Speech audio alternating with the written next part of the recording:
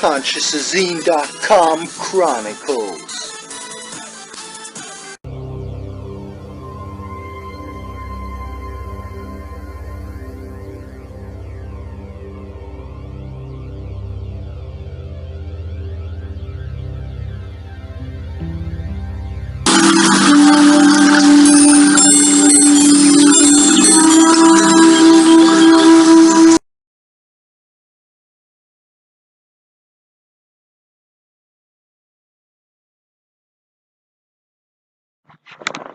Oh, well, you know, I thought about going to sleep, but it just didn't happen. This is the 5th organic portal video I've made today. Maybe the 6th, I can't even remember now. Let's get into it! Another one. Alright, let's, no, we just did that one. Let's get into this one. A few people have commented under the videos that they want to hear me talk about the third eye and, how can we see organic portals better and stuff, I think they said. Stuff like that. So, let's do it then. Hold on, I'm just reading. Yeah, righto. Let's do this video. Pardon me for clearing my throat in your ears. The third eye. Yes, well, it's not the pineal. Yeah, the third eye is not the pineal. Pineal's a gland. It's not the third eye chakra. And the chakra is not really even the third eye. It is, and so is the pineal in a way. They work together in unison. From what I currently understand, the third eye is better thought of as a stream. The stream of consciousness, and yes, it does end up, you know, behind your eyebrows. You imagine something, you know, you close your eyes and you imagine something there, or you expect to see something there. And so yeah, it's not in your penis, is it? So yeah, basically it's in your brow.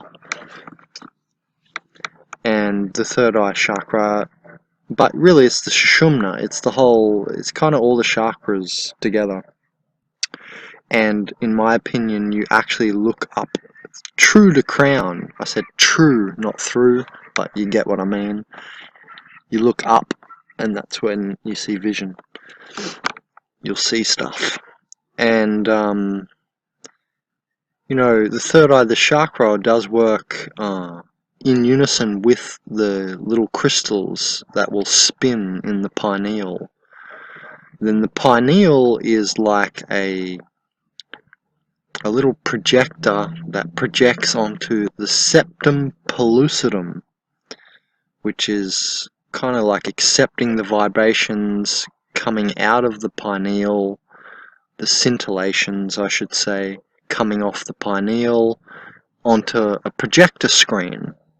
That's how the septum pellucidum and the pineal work. And at that point, you need to make sure you have a clear septum pellucidum, like clear waters, because if you have bad vibration in your body, I'm sick of using this word bad. If you have abhorrent vibration in your body, if you have discordant vibration, if you have static and a lot of positive charge, you'll have what I call a muddy, like muddy water, muddy septum pellucidum, and you won't be able to see as clearly your vision. And then what happens is the septum pellucidum will, you know, be like a screen, and so you can get a clearer image. And, you know, then further on, you know, you integrate your PARSE, P-A-R-S-E, which is from programming and coding, that word. You parse the information. And, yeah, you P-A-S-S, parse the arguments. And P-A-R-S-E, parsing, code.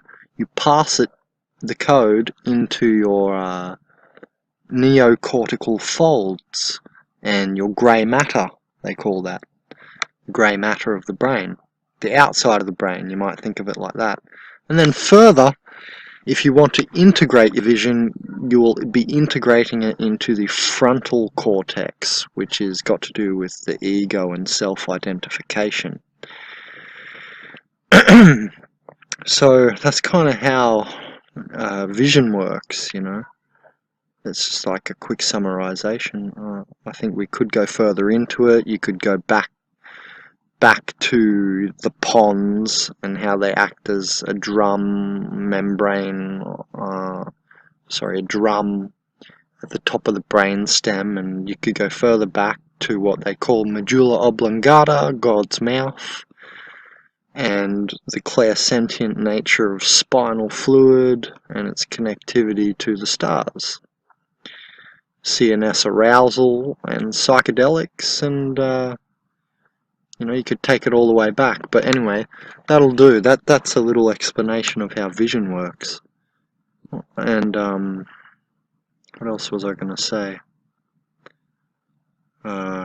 Yeah, so, you know, it's your third eye is a sensitive touch organ. That's why I've got here a touch organ. You can sense the vibrations of things with your third eye. It actually protrudes out of you, called the translinguistic lens out of the forehead, I think is a good way to put it. And you can feel things with your light or your third eye. And you can feel things. It's a sensitive touch organ, and this is how I sense organic portals, because they're made out of denser stuff than us, or the second dimensional surface, the body, things made out of stuff, rather than the luminous light or the numinous light, not phenomenous physical light. Let's see what else.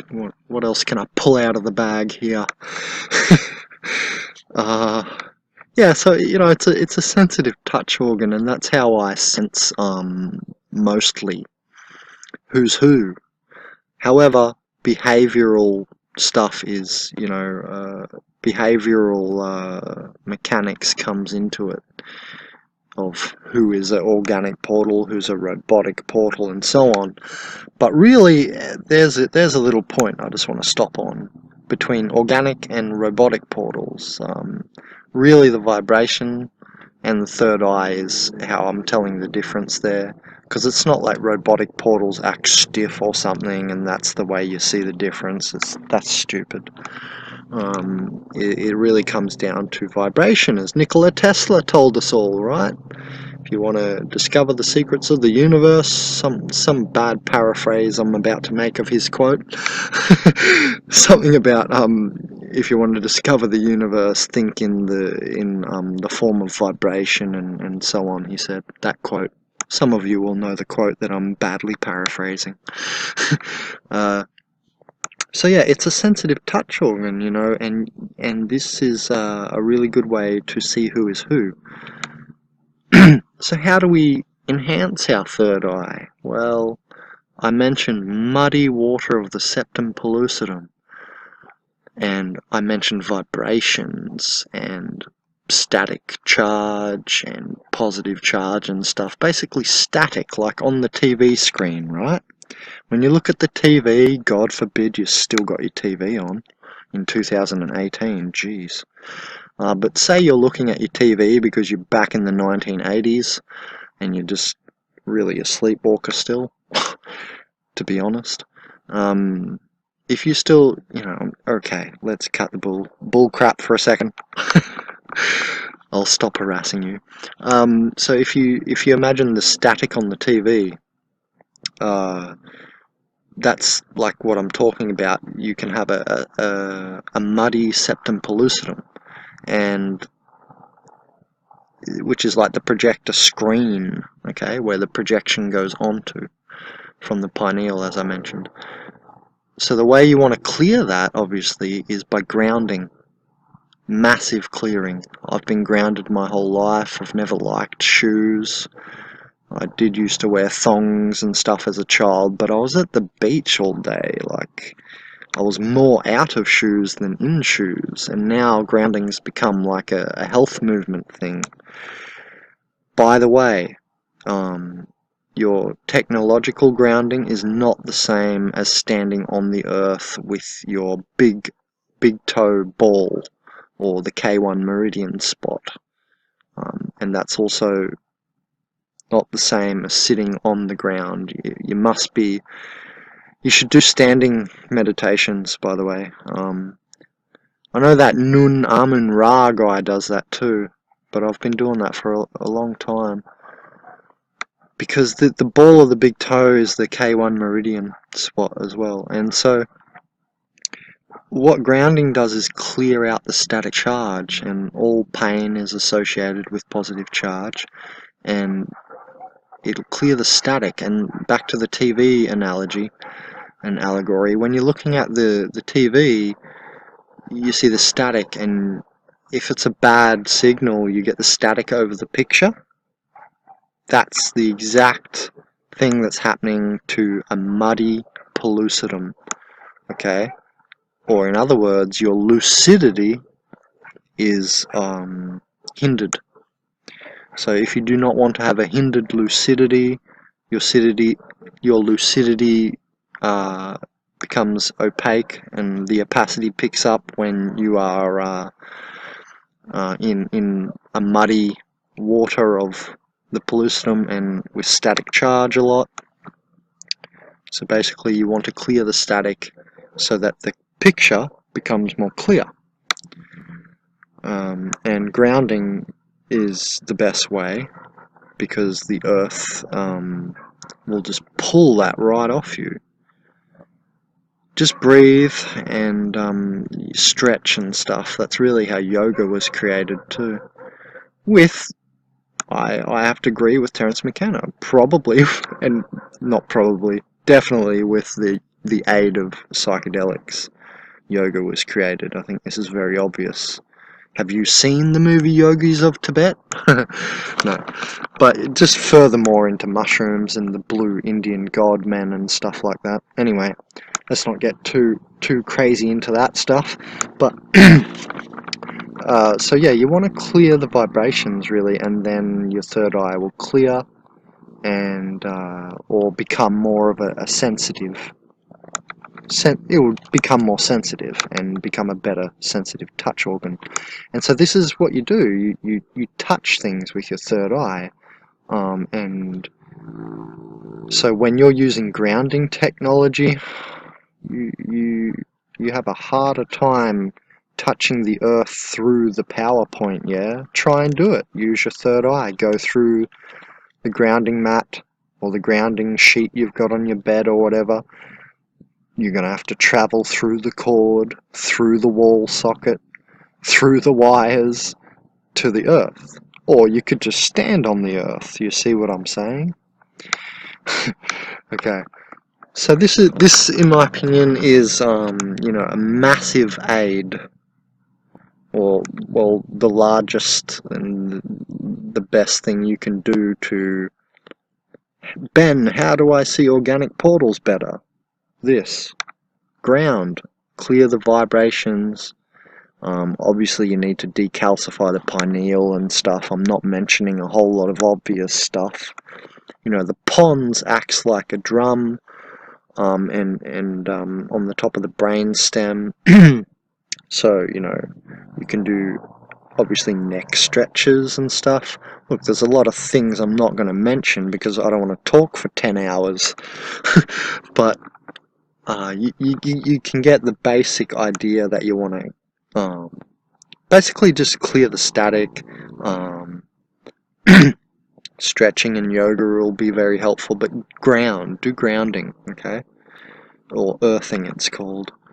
And the technology is not the same as standing on the earth, okay? Because then you connect it electrically to everything, and with the grounding mat, it's not really the same. If you don't believe me, try it. Do only your grounding mat for a month. Notice much more migraine activity, and then the next month only stand on the earth barefoot. Do it every 4 to 6 hours, or more if you can, ideally. And so this is a great way to increase your vision of who is who, who's an organic portal, who's a soul human, a robotic portal, blah blah blah. And you yourself then will just be able to sense who is who and what's what and what's going on. Benjamin Cowberg, www.consciouszine.net. Please hit the like button, and you can subscribe if you